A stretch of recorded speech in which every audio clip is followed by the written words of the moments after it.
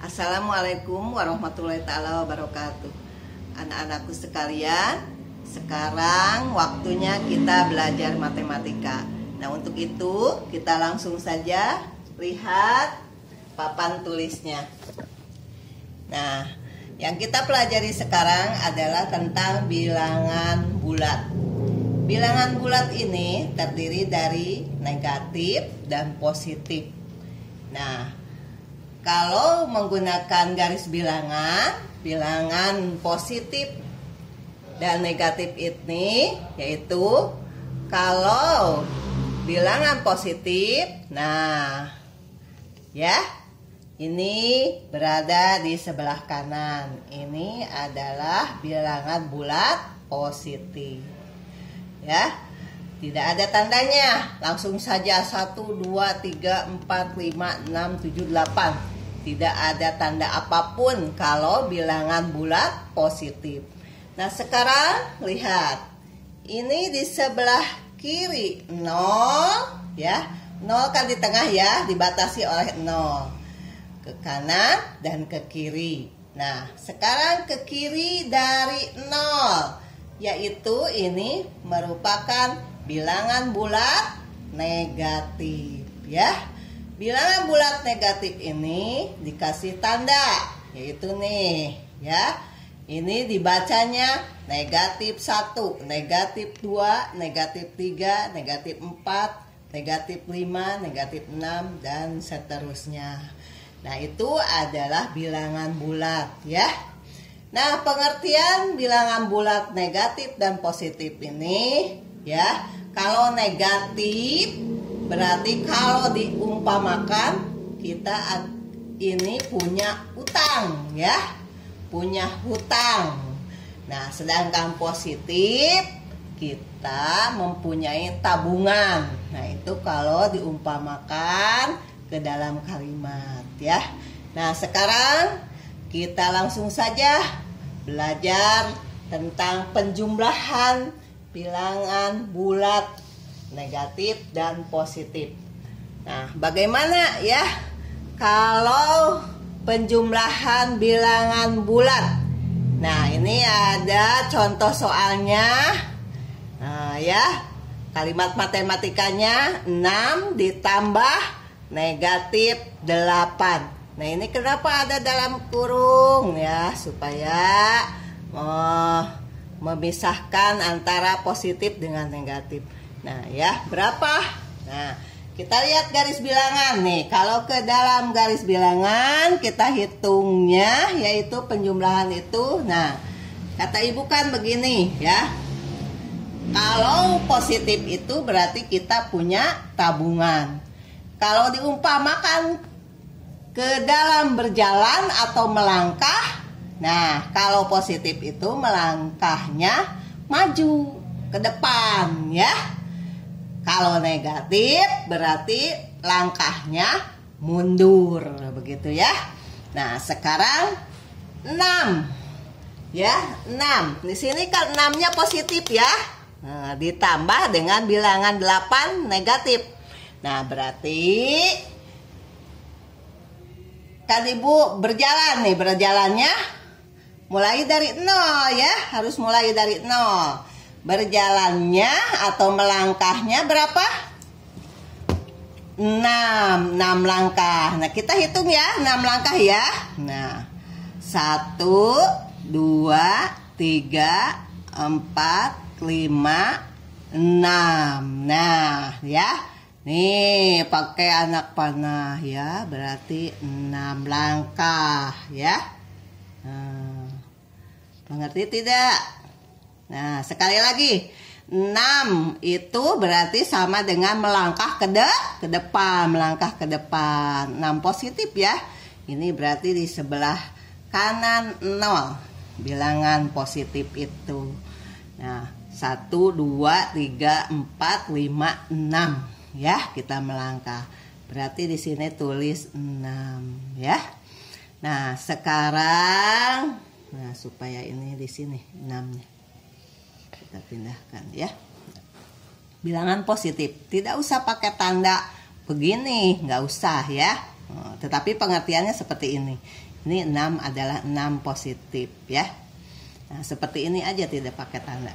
Nah, sekarang karena ditambah bilangan negatif 8, berarti setelah melangkah maju ya, melangkah maju, tadi maju langkahnya, karena ini negatif, berarti langkah kita tadi yang melangkah sampai 6 langkah itu harus mundur. Harus mundur berapa? 8 langkah ya. Nah, 8 langkah mundur nih, mundur ya. Mundur berarti 6 langkah. Nah, berarti ini mundur nih ke sini 1, 2, 3, 4, 5, 6, 7, 8. Nah, berarti mundurnya sampai sini ya. Nah, kita garis lagi nih mundurnya ya. Nah, mundur 1, 2, 3, 4, 5, 6, 7, 8. Berarti itu kita mundur 8. Ini kasih tanda negatif ya. Berarti ini ke sini mundur ya, 8 langkah. Nah, berarti kita sudah tahu nih ya. Jadi 6 ditambah negatif 8 atau min 8, bisa saja disebut min 8. Berapa hasilnya? Nih, tadi 6 sampai sini nih ya. Nah, sampai sini. Berarti ini adalah hasilnya. Berapa hasilnya? Nah, ya, hasilnya ini nih kan ya. Nah, ya. Berapa anak-anak? Nah, mana ini? Ya. Nah, ini hasilnya ya. Berapa? Yaitu negatif 1 ya. Dan melangkah lagi negatif 2. Jadi hasilnya negatif 2 ya. Kalau ke dalam kalimat seperti ini, itu ya menghitung secara menggunakan garis bilangan. Nah, sekarang kalau ke dalam kalimat, misalnya kalimat cerita nih, ibu mempunyai 6. Misalnya mempunyai kelereng 6, atau mempunyai pensil 6. Lalu kalau ditambah dengan bilangan negatif, tadi kan sama dengan hutang ya. Berarti sama dengan diambil, dikurang ya, atau hilang. Tadi pensil ibu 6 asalnya. Ternyata atau tadi punya uang 6 rupiah, punya tabungan 6, tetapi punya utangnya 8 karena negatif ini ya, punya utangnya 8. Berarti kalau punya tabungan 6 sedangkan punya hutangnya 8, berarti kebayar berapa ya? Kebayar 6. Hutangnya berapa lagi? Nah, berarti hutangnya tinggal 2. Berarti ini masih negatif, masih punya hutang 2. Begitu kalau ke dalam kalimat. Nah, sekarang kalau nih lihat lagi soal nomor 2-nya. Ini 10 ditambah 2. Ini bilangan apa? Positif. Ini bilangan positif. Kalau positif dengan positif langsung saja jumlahkan seperti biasa ya. Anak kelas 2 juga bisa, 10 tambah 2 sama anak kelas 1 bisa pastinya. Langsung saja jumlahkan ya. Nah, berarti berapa? 12 begitu ya, kalau positif dengan positif. Nah, sekarang soal nomor 3. Negatif 4. Nah, ini semuanya negatif nih. Bagaimana kalau negatif semua? Nah, negatif 4 berarti hutang 4 ditambah negatif 3, hutang lagi 3. Udah punya hutang 4 ditambah lagi hutang 3. Ayo, jadi berapa hutangnya semuanya? Jadi berapa? Ya, jadi kalau kita punya utang, ngutang lagi berarti semakin besar hutangnya. Jadi tambahkan saja, hutangnya tadinya 4 ditambah ngutang lagi 3, berarti jadi berapa hutangnya? Nah, berarti kalau hutang berarti negatif ya, negatif tuh 7. Begitu ya, semakin besar hutangnya karena negatif ditambah negatif. Nah, sekarang bagaimana kalau ini nih negatif ditambah positif? Ini sudah jelas ya, tadi hutang 5 tapi punya tabungan kita 10 ya, sama dengan soal nomor 1 ya. Nah, berarti negatif 5 ya dikurangi ditambah 10, 10-nya itu positif, berarti punya uang, punya hutang 5 tetapi kita punya uang 10, jadi hutangnya berapa? Tinggal 5 lagi. 5-nya positif atau negatif? Ayo. Nah, karena uangnya lebih besar daripada hutang berarti positif ya.